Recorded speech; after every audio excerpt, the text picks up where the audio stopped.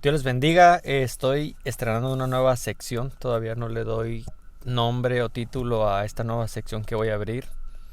De hecho, me pasó con el nombre del canal, Cristiano Imprudente. Creo que hay muy mal entendimiento, muy mala percepción del sentido del canal.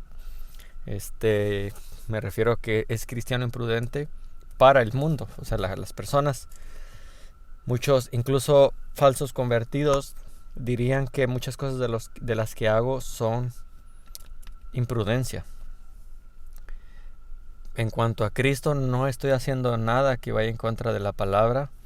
En cuanto a hablar con los testigos, en cuanto a hablar del aborto, en cuanto a hablar de la ideología de género, en cuanto a hablar de todas esas cosas que van en contra de la palabra, no es imprudencia.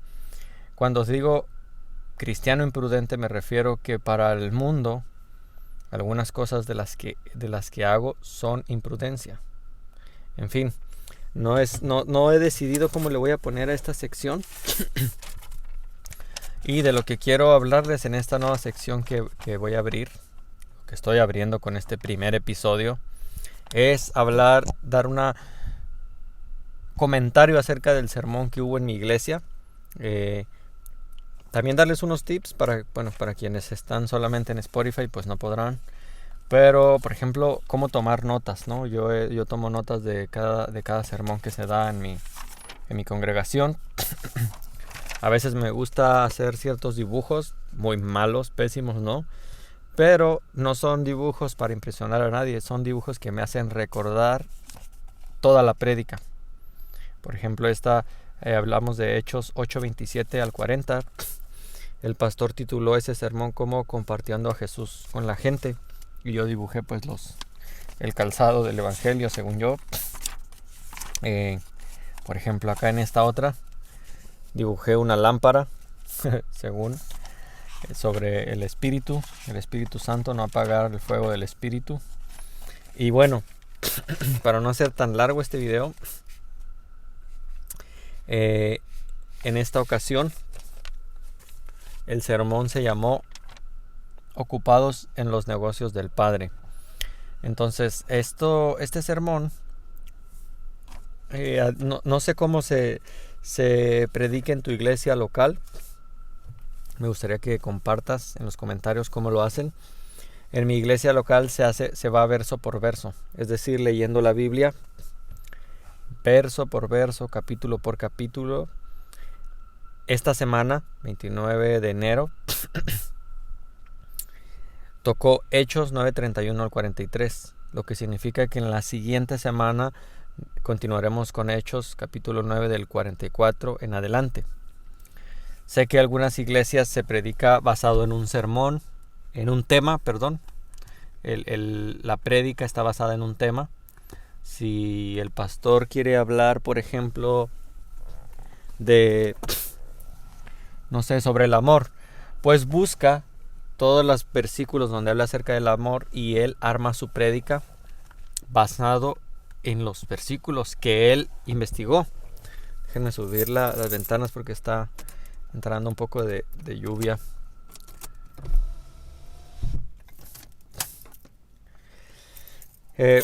¿Cuál es el riesgo de esto? El riesgo es que el pastor puede caer en lo que se le llama eisegesis.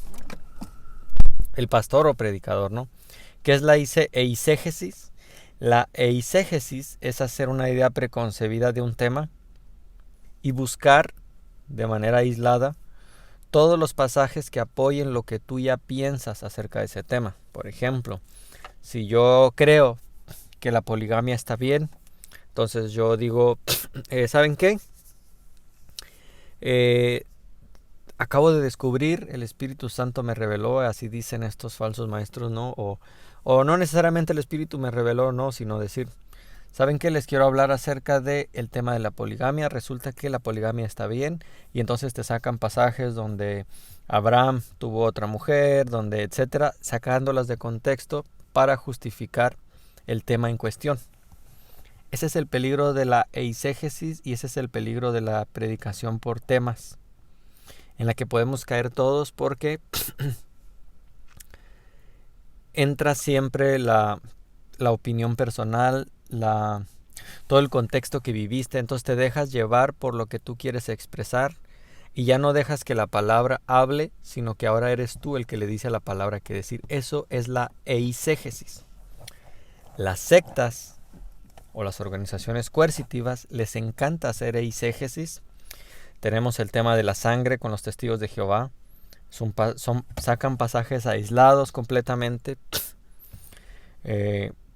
Tan solo algo, el tema de la barba también, que los hombres no deben usar barba, pasajes aislados, eso es eisegesis.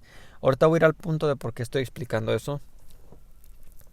El tema de los 144, todos los temas también en los mormones, todos los temas que encuentres en las sectas, organizaciones coercitivas, es un tema de eisegesis, es ir con ideas preconcebidas y imponerle a la Biblia, sacar temas de contexto sin entender qué época era, a quién estaba dirigida la carta, qué año era, cuál era el contexto histórico, por qué escribió la carta, ¿no? Hacerte este cuestionamiento. Te advierto que si en tu iglesia se predica por temas, no estoy diciendo que necesariamente están mal y que estás en una secta, pero si tu iglesia se predica por temas, ten mucho cuidado, porque es fácil torcer la escritura y aplicar una pésima hermenéutica y hacer eisegesis para hacer que la Biblia diga lo que quieres decir. Entonces, haciendo esto se puede justificar casi cualquier cosa. Se puede justificar que las mujeres no usen pantalón de una manera súper torcida, ¿no? Entre otras cuestiones. Eso es eisegesis. Ahora, exégesis es lo que se hace cuando lo que se llama predicación expositiva. En la exégesis es muy difícil.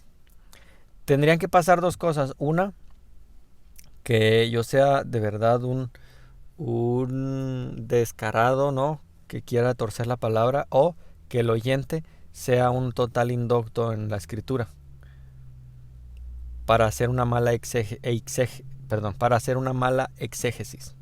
¿Okay?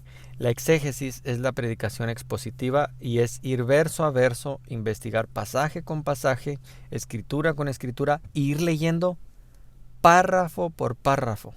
En muchas iglesias se dice que se lee la Biblia o que en la prédica todo está conforme a la escritura, dicen, ¿no? Pero no se va leyendo párrafo por párrafo, sino que un versículo por aquí, otro por allá, y entonces se arma toda una doctrina. Lo que hacemos en mi iglesia, y voy a dejar el link de la descripción de este sermón de esta semana, que fue de esa porción de Hechos. Nosotros estudiamos en lo que ustedes pueden llamar el sermón, por eso lo llamo así para más entendimiento, ¿no? En la misa, por ejemplo, es el sermón, el cura habla de una porción y al siguiente misa habla de otro tema y son homilías que ya están programadas. Yo no estoy diciendo aquí si está bien o está mal. Lo que se hace en mi iglesia es ir desde Génesis, Apocalipsis, ir leyendo pasaje por pasaje, capítulo por capítulo. A veces se nos proyecta el mapa de la ciudad de Israel, donde caminó Abraham, y se va yendo pasaje por pasaje de manera, no estoy diciendo que no hay errores, o que el pastor de mi iglesia es infalible, como el caso del Papa, ¿no?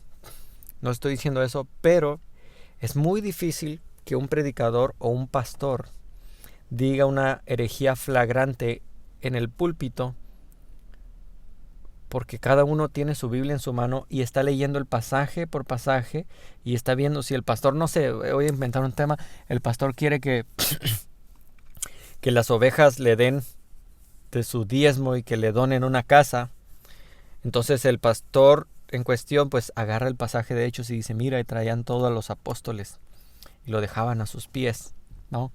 Entonces, de manera aislada, justifican el abuso económico que hacen en muchas iglesias, llámese Testigos de Jehová por si las dudas, porque ellos se paran el cuello diciendo que ellos no piden dinero como las iglesias de la cristiandad. Eso es algo de palabra nada más, la realidad es que sí lo hacen, sí piden dinero y de una manera tan coercitiva que ni siquiera se dan cuenta los mismos testigos, pero bueno. No en todos los videos, ya invertí 10 minutos solamente para explicarles de qué van a tratar estos videos. Voy a hablar de las notas que yo tomé en el sermón de mi iglesia.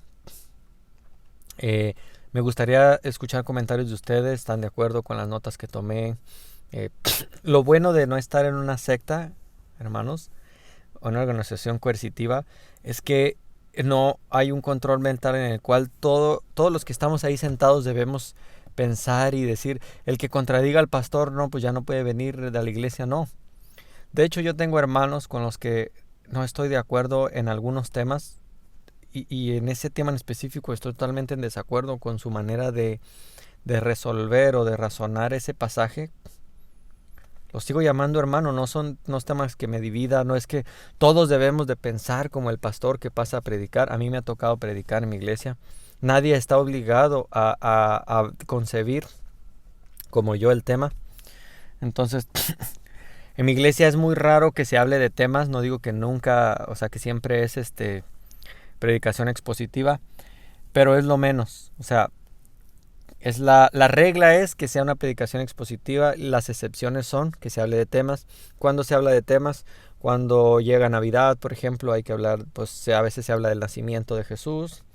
Cuando hay un tema de parejas, no sé, por ejemplo, cuando el pastor sale de va a una misión, a otra iglesia, a otro lugar, alguien tiene que cubrir y para no... Como él ya llevaba el hilo de la predicación que tenía, alguna emergencia, pues esa persona entra a cubrir ese espacio. Entonces a veces no continúa con el mismo capítulo, sino que prefiere meter un tema para cubrir en lo que regresa el pastor o el predicador que le tocaba dar esa prédica. No sé si me explico. Porque si algún día entran a la página de Calvary de mi iglesia van a decir, no, que nunca se predica de temas.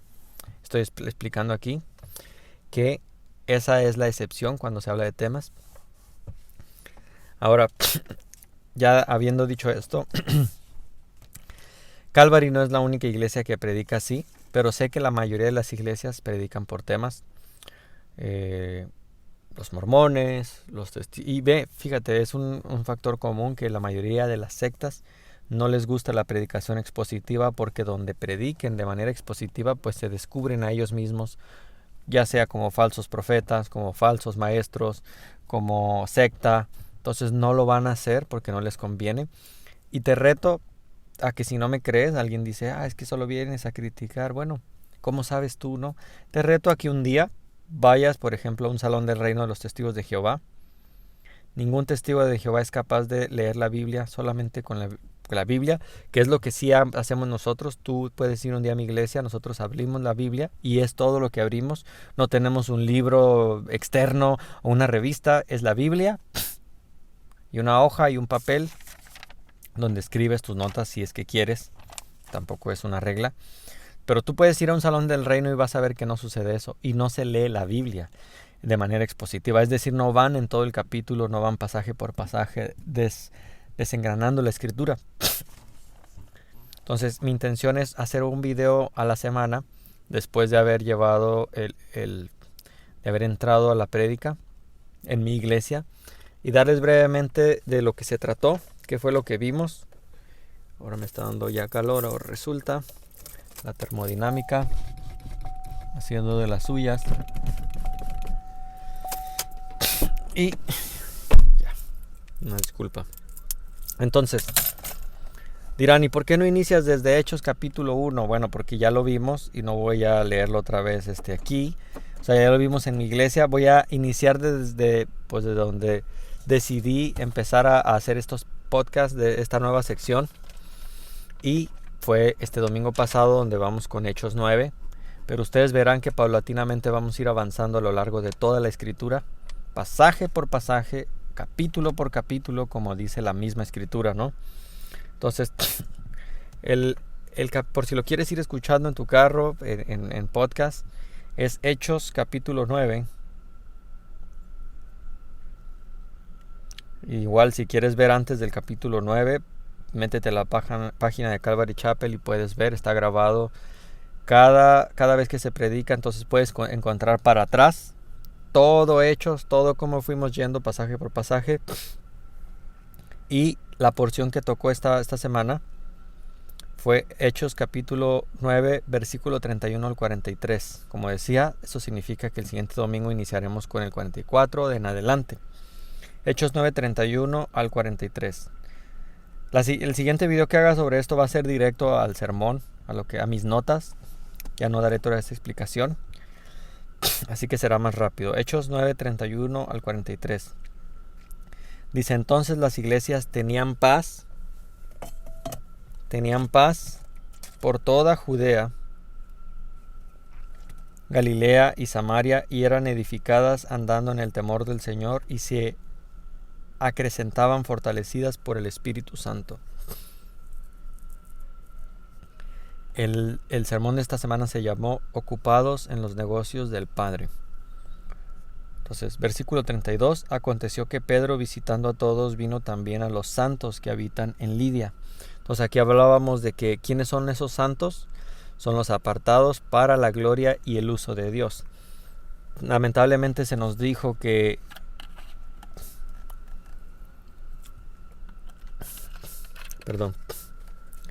se nos dijo que los santos eran los que la Iglesia Católica decía. Triste, ¿no? Se les dio un nivel de santidad que Cristo no daba, o sea, donde darle a una organización, en este caso a la Iglesia Católica, el poder para decir quién es santo y quién no es santo. Si tú investigas, ya dejé en pausa también lo de amigo católico, voy a hacer santo sobre la sección de los santos, pero si investigas en la historia, muchos de estos supuestos santos a los cuales hoy la gente se arrodilla, resulta que fueron papas pederastas. Muchos de ellos tenían 2 mujeres, unos de ellos excomulgaba al otro. Entonces, bueno, la santidad de la que habla la Biblia no es de personas que nunca fallamos, no habla de personas que nos sale una aureola en la cabeza. Yo soy un pecador como tú.